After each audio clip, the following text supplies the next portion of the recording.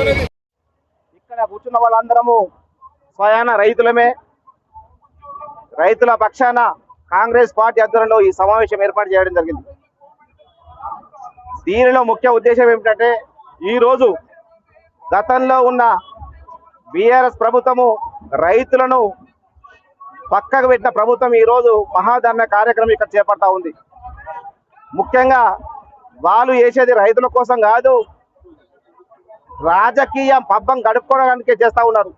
మేము కాంగ్రెస్ పార్టీ పక్షాన గతంలో జూన్ 10వ తారీఖు రోజు స్వయాన నీటిపారుదల శాఖ మంత్రి ఉత్తమ్ కుమార్ రెడ్డి గారు మన బాన్స్వాడ నియోజకవర్గం జాకొర లిఫ్ట్ ఇరిగేషన్ కార్యక్రమానికి రావడం జరిగింది.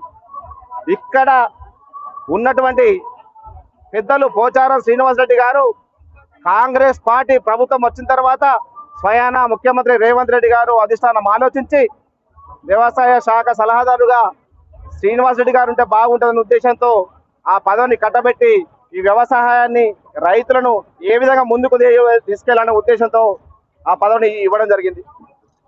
జూన్ 10వ తారీఖున రైతుల మధ్యన మా మధ్యన స్వయాన పెద్దలు పోచారం శ్రీనివాసరెడ్డి గారు ఉత్తమ్ కుమార్ రెడ్డి గారికి నిజాం సాగర్ నీటిని రైతుల కొరకు వాడుకోవడానికి అవకాశం అడిగారు. దానికి ఎందుకంటే మేము రైతులు స్వయంగా విన్నాం. అదేవిధంగా మొన్న జూన్ 30వ తారీఖున నిజాం సాగర్ నీటిని రైతులకు ఇజాలి ఇక్కడ ఇబ్బంది జరుగుతూ ఉందని మనం రైతుల రక్షణ ఆలోచించి చర్చించడం జరిగింది. 3 రోజుల క్రితం కూడా కామారెడ్డి నిజామాబాద్ జిల్లా ఎస్సీ అధికారులతో కూడా ఇరిగేషన్ అధికారులతో మాట్లాడడం జరిగింది. మేము ఒకటే కోరుతా ఉన్నాం, కాంగ్రెస్ పార్టీ ఎప్పుడైనా ప్రజల రైతుల పక్షపాతి, రైతుల గతంలో రుణమాఫీ చేసిన ఘనత, ఉచిత కరెంట్ ఇచ్చిన ఘనత, ఇప్పుడు ఇళ్లకు రైతులు అందరూ రైతులమే కాబట్టి గృహలక్ష్మి ఇస్తున్న ఘనత కాంగ్రెస్ పార్టీది. మీరు దయచేసి పోచారం శ్రీనివాసరెడ్డి గారి మీద స్వయాన మీ నాయకుడే, మీ ఇప్పుడు ఫామ్ హౌస్ లో పడుకొని రాని వ్యక్తిని ఎవరైతే కేసీఆర్ ఉన్నాడో ఆ నాయకుడే లక్ష్మీపుత్రుడు అని బిరుదు ఇవ్వడం జరిగింది. ఎవరికి? పోచారం శ్రీనివాసరెడ్డి గారికి. మీరు ఈ రోజు చేసే కార్యక్రమం మీరు రైతుల కోసం చేస్తున్నట్లేదు. దీన్ని ఏదో మీ ధర్నాల వల్ల ఒరిగేది ఏం లేదు. మేము మా అందరం రైతులము, స్వయాన రైతులుగా ఉపయోగం కావాలనుకుని మాతో కలిసి రండి. సార్తో మేము మాట్లాడడం జరిగింది. ఈ చర్చల ద్వారా మా పెద్దలు ఈ రోజు 2 గంటలకు కూడా శివం కమిటీ మీటింగ్ ఉంది.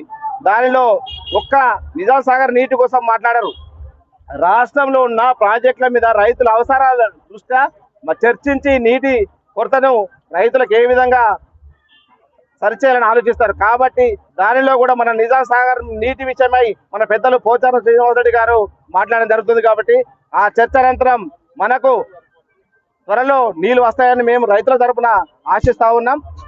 అదేవిధంగా రాష్ట్రంలో దేశంలో ఎన్నో ప్రభావం ఉంది. వరుణుడు కరుణించి మన అందరి రైతులను కూడా కాపాడాలని కోరుకుంటూ మీరు వ్యక్తిగత విమర్శలు, రాజకీయ విమర్శలు మాని రైతులకు ఉపయోగపడే విధంగా చేయాలి తప్ప వ్యక్తిగత విమర్శలు చేస్తే ఊరుకోమని చెప్పి తెలియజేస్తా ఉన్నాం.